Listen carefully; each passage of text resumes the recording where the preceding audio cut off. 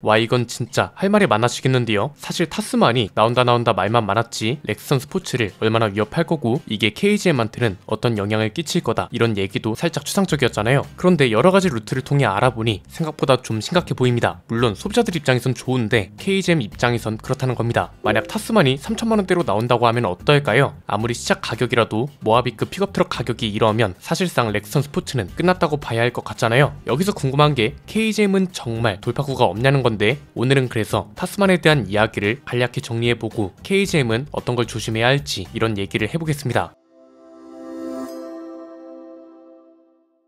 아직 확정된 내용은 아닙니다. 그런데 자동차 관련 업계 꽤 여러 군데에서 이런 이야기가 나오더라고요. 몇 가지 취재한 내용과 전망을 정리해보면 렉선 스포츠가 위축되는 건 거의 확정이라고 봐야 할 것 같습니다. 타스만의 승차감이나 디자인 이런 건 완전히 공개돼야 판단할 수 있는 거고 주관적인 영역이기도 합니다. 우리가 판단할 수 있는 건 상품 구성이라고 봐야겠죠. 가격이나 옵션, 스펙 이런 것들인데 렉선 스포츠랑 거의 완전 겹친다고 보시면 됩니다. 그런데 이걸 너무 부정적으로 볼 필요도 없고 KGM 입장에선 너무 좌절할 필요도 없다고 봅니다. 타스만이 KGM을 확실하게 위협하는 건 당연하지만 그렇다고 돌파구가 없는 건 아니니까요. 일단 타스만이 어떻게 나올 거냐 이건 확정된 건 아니니 참고 정도만 해주시면 될 것 같습니다. 가장 중요한 게 가격대일 것 같은데 알아본 바로는 대박입니다. 3천만원 중반대부터 시작될 가능성이 큰 것 같더라고요. 아무리 시작 가격이라도 3천만원대라는 수식어가 주는 상징적 의미도 있고 모하비급 픽업 트럭을 이 가격대부터 살 수 있다는 게 놀랍지 않나요? 렉스턴 가격이 2,879만원부터 4,570만원 정도 하니 사실상 완전히 겹친다고 봐야 합니다. 여기서 렉선 스포츠가 불리한 건 이 차는 첫 출시가 2018년, 즉 6년이나 됐기 때문에 상품성이 최소 6년 이상 뒤처져 있다는 거고요. 타스만은 올해 나오는 신차이기 때문에 상품성 차이가 당연히 날 수밖에 없다는 거죠. 흥미로운 건 또 있습니다. 우리가 보통 생각하는 픽업 트럭은 4인승 구조에 트럭 같은 짐칸이 있는 거잖아요. 그런데 타스만은 싱글캠 모델도 나올 가능성이 있는 걸로 파악됐습니다. 1열 좌석만 있고 나머지는 짐칸인 거죠. 2인승 내지는 3인승 구조로 빠지고 이 덕에 짐칸은 더 넓어지는 겁니다. 사실 이건 그럴만한 이유가 있습니다. 타스만이 아무래도 호주 같은 해외 시장을 겨냥하는 차잖아요. 호주나 미국은 특히 픽업 트럭이 많이 팔리기도 하고 싱글캡 픽업 트럭도 흔합니다. 이쪽에선 당연한 선택지이기 때문에 이쪽 시장을 겨냥하는 타스만이라면 당연히 나와주는 게 맞는 거죠.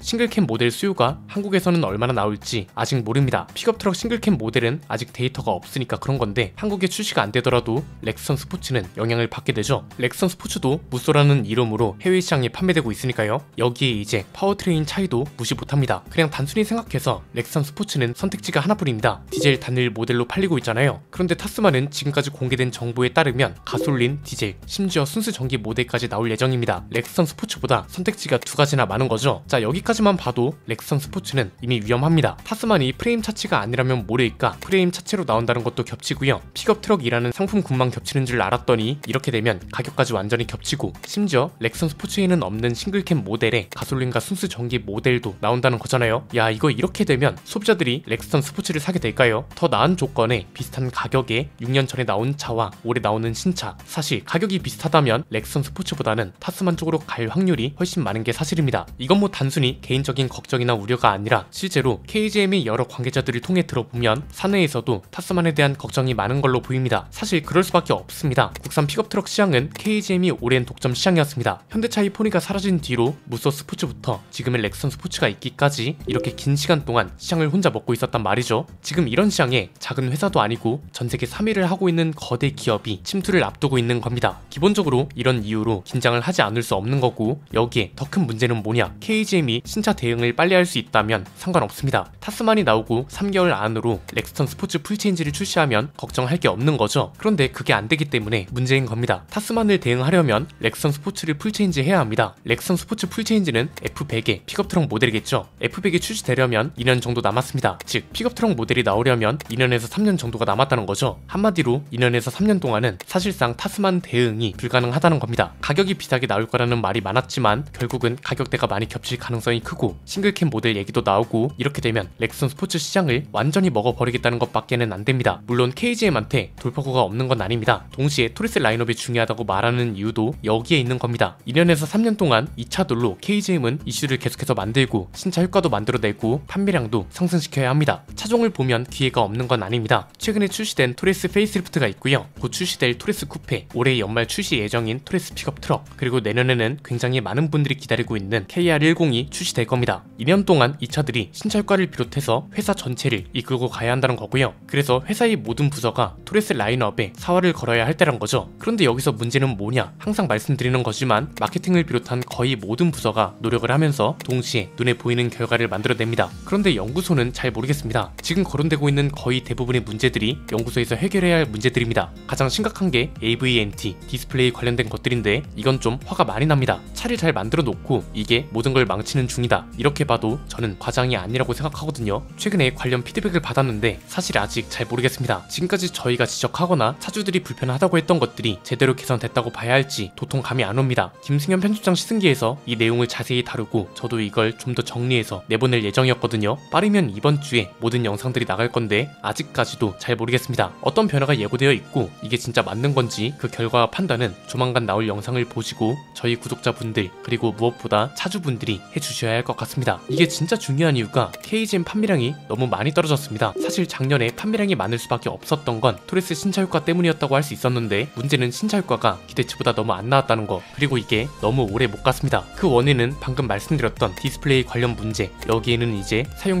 편의성이라던가 전자적 오류 이런 게 모두 포함되겠죠. 이게 사실상 모든 걸 해쳤다고 볼 수 있는 건데 왜 아직도 와 이거 드디어 바뀌는구나, 빨리 이 소식을 알려야지, 이 정도의 피드백이 없는 건지 모르겠다는 거죠. 올해 5월까지 판매량을 보면 현대차 그룹이 독점 중입니다. 뭐 어떻게 보면 당연합니다. 전 세계 3위를 하고 있는 거대 기업이고 그럴 만한 이유가 있기 때문에 3위를 하는 거고, 그렇기 때문에 대한민국 시장 대부분을 차지하는 것도 당연하다고 볼 수 있죠. 그런데 점유율이 너무 과도하게 치중되어 있다는 것도 사실입니다. 리셀 케이지 중에 KGM 점유율이 10에서 15%만 되어도 정말 대단한 건데 지금은 5%도 못 넘기고 있고 토레스가 출시된 지 얼마나 됐다고 벌써 이럴 수 있냐는 거죠. 기회가 너무 많았습니다. 무엇보다 그렇게 불안정하고 안 좋았던 여론을 바꿔주고 동정심을 실제 구매까지 이어주게 한 게 토레스입니다. 저는 다른 건 몰라도 마케팅은 충분히 했다고 봅니다. 비판 여론이 나올 만한 건 빠르게 반영을 해서 미디어에 피드백을 주고, 사실 이런 회사가 그렇게 많진 않잖아요. 실제로 이렇게 바뀐 것도 꽤 있고 토레스를 초기에 사준 고객들이 진짜 고마운 거니까 이 고객들을 위해 작은 이벤트라도 하는 게 좋다고 했더니 리멤버 프로젝트라는 걸 진행했습니다. 토레스를 사준 고객들을 잊지 않고 끝까지 케어하겠다, 뭐 이런 내용이었죠. 그런데 그 뒤로는 마케팅으로 커버하기가 한계가 있는 영역이었습니다. 지금은 약간 어떤 상황이냐면 아무리 좋은 얘기를 해도 좋게 안 들릴 수 있는 위험이 있는 단계입니다. 딱 그런 경계선이 있다고 보이는데 연구소는 지금 피드백이 전혀 없습니다. 마케팅 쪽을 통해 들려오는 것들도 보면 이렇다 할 소식도 없고요. 저희랑 약속한 것들 중에 지켜진 게 거의 없다고 봐도 무방합니다. 이게 뭐 저희랑 약속을 안 지켰다는 게 문제가 아니고 수업자들하고 약속한 건데 이걸 안 지켰다는 게 큰 거죠. 어려운 문제들이 아닌데 이렇게 긴 시간 동안 해결을 못하고 있는 건 사실상 그냥 해결을 안 하고 있는 걸 수도 있고, 뭔가 절대로 바꿀 수 없는 무언가가 있기 때문에 못 바꾸고 있는 걸 수도 있고, 수업자들은 이렇게 합리적 의심을 할 수밖에 없습니다. 자연스럽게 충성 고객은 사라지고 KGM을 다시 사겠다고 마음먹은 사람들도 점점 줄어들 겁니다. 예전 같지 않습니다. 현대기아차가 KGM이 독식하고 있는 시장을 그냥 두고 볼 것도 아니고 당장 타스만이라는 쟁쟁한 경쟁 상대가 부산 모터쇼에 전시될 겁니다. 지금이라도 안 늦었습니다. 다른 건 몰라도 토레스 쿠페가 출시될 때까지만 거의 모든 기본적 문제들이 해결됐으면 하고요. 이게 안 된다면 저희도 더 이상 할 수 있는 말이 없습니다. 왜 이렇게 이야기하는 건지는 이번 주에 올라오는 영상들을 봐주시면 될 것 같습니다. 오늘 내용은 여기까지입니다. 내용이 유익하셨다면 구독과 좋아요, 알림 설정 부탁드립니다. 지금까지 저는 안피디였습니다. 감사합니다.